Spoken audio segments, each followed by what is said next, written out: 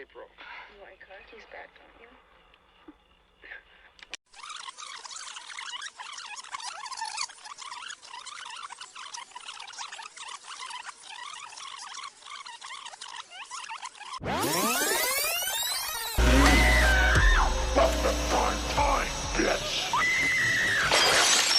Hello and welcome to Prime Time, bitch! Bye bye les castings qui sentent le sapin. Aujourd'hui on délaisse le slasher pour partir vers la science-fiction avec Xtro 1, sorti en 82 et réalisé par Harry Bromley Davenport.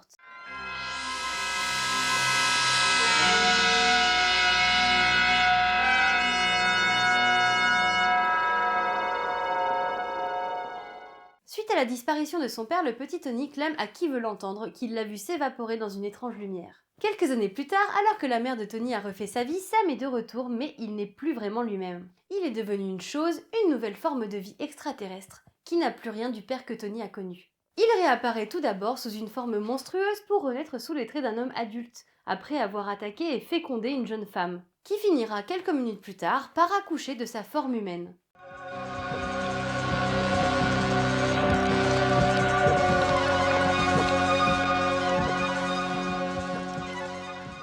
Et franchement, depuis que j'ai découvert Men en salle, j'ai réévalué cette scène d'accouchement d'un homme adulte. Sam est sur Terre pour une chose bien précise, il veut transmettre ses pouvoirs à son fils et le ramener avec lui. Tony va très vite se rendre compte que quelque chose cloche chez son père. Et après un bref moment de panique, il finira par lui faire à nouveau confiance. C'est alors que Sam en profitera pour transformer son fils et lui transmettre ses pouvoirs.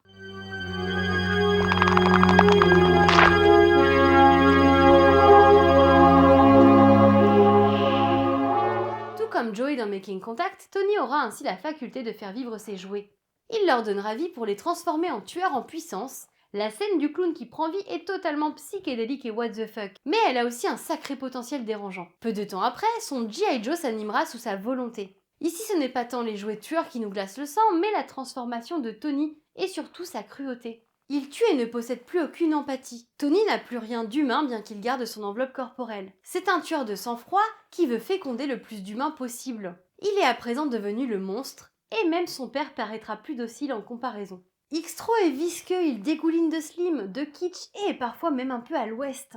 Il bascule d'un genre à l'autre sans toujours être très pertinent. Mais c'est un long métrage généreux qui ravira les fans de série B spongieuses. Et au fur et à mesure du long métrage, les scènes entre l'onirisme et le cauchemar s'enchaîneront pour notre plus grand plaisir.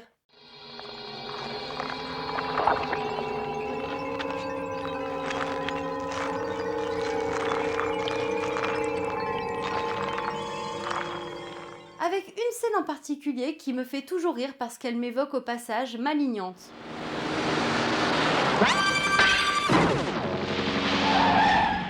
Ah, ce que j'aime ce film.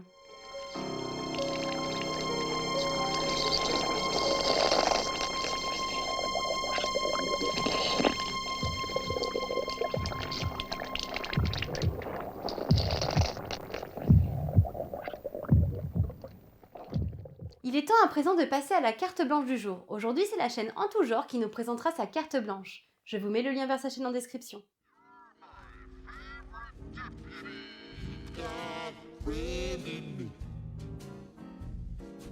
Inutile de le présenter, vous avez tous déjà forcément entendu parler de Toy Story. Non? Mais si, c'est l'histoire du shérif qui n'est pas très content après l'atterrissage d'un ranger de l'espace dans sa juridiction. Non, je parle pas de Cowboy versus Alien. Ah, mais c'est parce que j'ai oublié un détail. Le cowboy et le ranger de l'espace, c'est des jouets, vivants, dans une chambre d'enfant. Et ouais, même si ça peut paraître inoffensif comme ça au premier abord, en réalité, c'est plutôt effrayant. Qui n'a jamais, après ce film, imaginé que dès que la porte de sa chambre est fermée, ses jouets prendraient vie, auraient leur petite histoire et galère de jouets, et reprendraient immédiatement leur place initiale dès que quelqu'un revient? Si perso, quand j'étais petit, j'en rêvais, maintenant avec le recul, je me dis que la chose pourrait être beaucoup plus angoissante que dans le film de Pixar. Déjà parce qu'en vrai, on ne peut pas savoir quelles seraient les intentions de nos petits morceaux de plastique à notre égard. Si ça se trouve, ils nous voudraient du mal à force d'être manipulés, traînés dans toute la maison, et même parfois torturés. Tu me veux du mal, Marcel? Il y a un personnage dans le tout premier film qui est un véritable tortionnaire de jouets, Sid Phillips. Sid, sans qu'il le veuille, c'est l'antagoniste du premier film. En tout cas, il le devient dans la dernière partie du film parce que, si vous vous souvenez bien, le vrai antagoniste du début, c'est Woody. Il est jaloux de la place que Buzz prend auprès des autres jouets et il lui veut clairement du mal. Ce qui est assez étonnant puisque c'est à travers essentiellement son point de vue que l'intrigue se développe, ce qui en fait également le protagoniste, qui fait de Buzz son antagoniste par sa seule présence et non ses actions, puisque Buzz il est surtout là pour kiffer et jouer les héros. Mais je m'égare un peu. Sid, c'est le véritable antagoniste du film, qui en récupérant Woody et Buzz dans la dernière partie, leur permettra de tisser leur lien d'amitié. À partir de ce moment, le film va presque radicalement changer de tonalité pour vriller vers le drame et même l'horreur. Je sais pas vous, mais pour moi, quand j'étais petit, toute la partie chez Sid, dans sa maison, elle me mettait extrêmement mal à l'aise. Et c'est en grande partie lié au fait que Pixar ne lésine jamais avec les détails, ni avec les références. Même si c'est une réputation qu'ils ont forgée avec le temps, ils avaient déjà plutôt bien démarré avec leur premier long métrage. Ce qui est intéressant avec Sid et tout ce qui l'entoure, c'est qu'il a été construit en parfaite opposition avec Andy, le propriétaire de Woody et Buzz. Andy porte des vêtements colorés, souvent en lien avec ses jouets préférés. Il a des traits arrondis, des yeux bleus afin d'accentuer sur son côté attachant. Il est mignon et passionné, tout ce qu'on attend d'un gentil petit garçon. Sid en revanche est plus lugubre. Il porte des vêtements sombres, principalement un t-shirt noir, avec une tête de mort blanche, afin d'accentuer sur son côté méchant. Effectivement, on entretient le cliché des personnages malveillants qui mettent des vêtements sombres et qui a pendant longtemps desservi les communautés gothiques et métalleuses. On est en 95, hein. Son visage est plus marqué, des yeux vert pâle qui pointent sur les côtés. Il a des sourcils très fins et onduleux pour marquer son côté gros méchant. Mes sourcils sont froncés maintenant.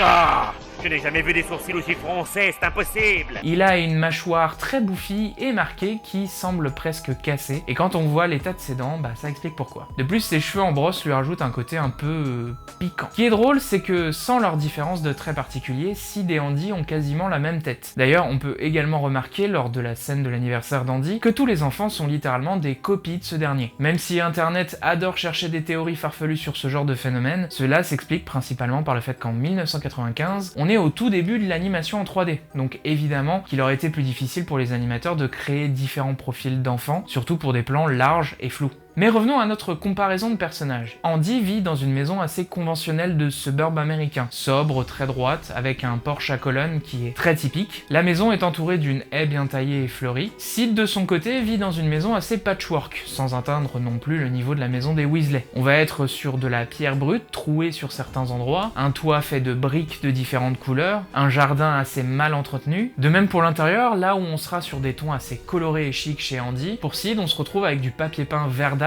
sur les murs avec différents motifs, toujours un peu en patchwork, et la fameuse moquette qui fait référence à celle de l'Overlook Hotel de Shining. Si on entre à présent dans leur chambre, on retrouve chez Andy un papier peint bleu ciel avec des nuages, qui d'ailleurs est une des identités visuelles marquantes de Toy Story, et personnellement, j'avais toujours rêvé d'avoir ce petit papier peint, et une vraie chambre de petit garçon, bien organisée, avec plein de meubles pour ranger ses jouets. Alors que Sid, lui, a l'air de vivre dans une sorte de grenier réaménagé, avec des murs en lattes de bois, des étagères métalliques, des boîtes à outils, des posters punk et des panneaux de signalisation de danger qui marquent sa passion pour la destruction et les explosifs. Mais surtout, là où chez Andy, c'est plutôt bien rangé, chez Sid, il y a du bordel un peu partout et des jouets en piteux état. Sid Williams est un enfant légèrement perturbé. Et c'est peu de le dire. Sa passion, visiblement, c'est casser des jouets, et de plein de manières différentes. Les briser, leur arracher des membres, les brûler, les exploser, et ce qu'il aime par-dessus tout, c'est créer des hybrides à la Frankenstein très dérangeants de différents jouets. La plupart de ses victimes sont des poupées ou des peluches arrachées à sa petite sœur, Anna. Il va par exemple prendre la tête d'un poupon, l'attacher à des pattes d'araignée mécaniques, et rajouter chacun de ses membres à la place des roues d'une voiture télécommandée. Toutes ces créations nous embarquent dans un véritable bal des monstres. Même si leur introduction donne lieu à une scène qui fait un peu froid dans le dos, ces monstres restent avant toute chose des jouets. Qui plus est, des jouets qui ont autrefois appartenu à une petite fille qui prenait soin d'eux. On le voit d'ailleurs quand elle récupère Buzz après sa chute de l'escalier pour en faire une lady dans son salon de thé.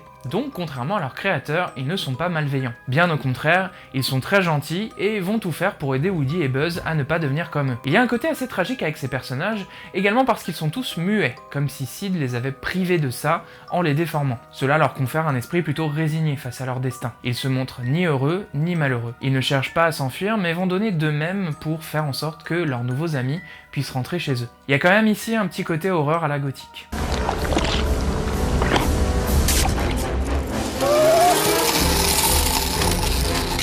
Si Si on prend un peu de recul, on pourrait croire que Sid est l'origin story d'un tueur en série. En effet, sa personnalité et l'univers qui l'entoure sont suffisamment de paramètres qui pourraient l'identifier ainsi. Moi je pense qu'on a juste affaire à un gosse beaucoup trop livré à lui-même dans un environnement de pauvreté de la classe ouvrière américaine qui se réfugie dans la destruction des jouets de sa sœur. On pourrait un peu considérer ça comme une forme d'expression artistique liée à l'enfance. Et il faut pas oublier que le côté ignoble de Sid est accentué par le fait que Toy Story est du point de vue de jouets qui sont vivants et conscients de ce qui leur arrive. Et ça, jusqu'à la fin, Sid, il le sait pas. En ayant eu peur, ça lui aura donné une bonne leçon et ça lui aura permis de grandir un peu. 2 films plus tard, on retrouve de manière très discrète un personnage déboueur portant le même t-shirt noir avec la tête de mort. Pour les fans, c'était une évidence, c'est Sid lui-même. Et même s'ils ne l'ont jamais confirmé eux-mêmes, on sait très bien que Pixar ne laisse jamais ce genre de détails pour rien. Si certains vont y voir une forme de rédemption pour le personnage du fait qu'il aurait traversé la rue pour se trouver un emploi digne et responsable, pour moi ça ne veut pas forcément dire qu'on ne verra plus jamais le petit tortionnaire de jouets en activité. Sujet potentiel d'un Toy Story 5 ?